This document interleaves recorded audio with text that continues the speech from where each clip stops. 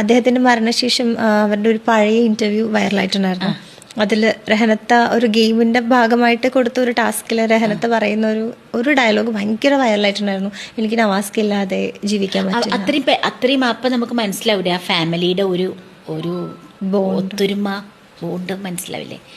അത്രയും സ്നേഹമാണ് ആ കുട്ടിക്ക്. അത്രയും ആ സ്നേഹത്തിന് എന്താ പറ്റിയ കണ്ണു കെട്ടിപ്പോയിട്ടുണ്ടാവും സത്യമായിട്ടും. അതെ, അത്രയും പറ്റണല്ലേ. ഞാൻ ആലോചിക്കുക, ആ കുട്ടിക്ക് ജീവിക്കാനുള്ള കരുത്ത് കൊടുക്കട്ടെ പടച്ചവൻ.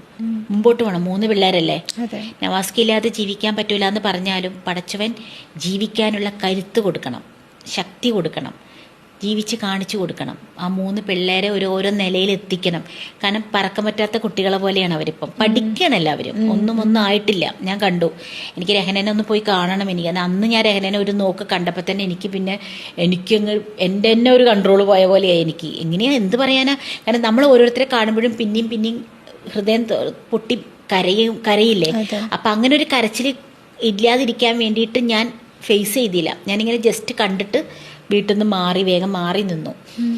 ഇനി ഒന്ന് പോയിട്ട് വേണം, ഒന്ന് പോയി കണ്ട് സമാധാനിപ്പിച്ച് നമ്മൾ കരുത്ത് കൊടുക്കണം. നമ്മൾ അവരോട് പറഞ്ഞ് മനസ്സിലാക്കണം, ജീവിക്കുക, മുമ്പോട്ട് വാ. അതായിരിക്കും കബറിൽ കിടക്കുന്ന നവാസിൻ്റെ സന്തോഷം. അല്ലാണ്ട് കരഞ്ഞിരുന്ന് എൻ്റെ ജീവിതം പോയ നവാസ്ക്ക് പോയി ഇനി ഞാനും പോയിട്ട് അത് പറയരുത്. നവാസിൻ്റെ കബറിന് നവാസിന് സന്തോഷം വരുത്തണമെങ്കിൽ ആ കബറിൽ നവാസ് കരയാൻ ഇടവയ്ക്കരുത്.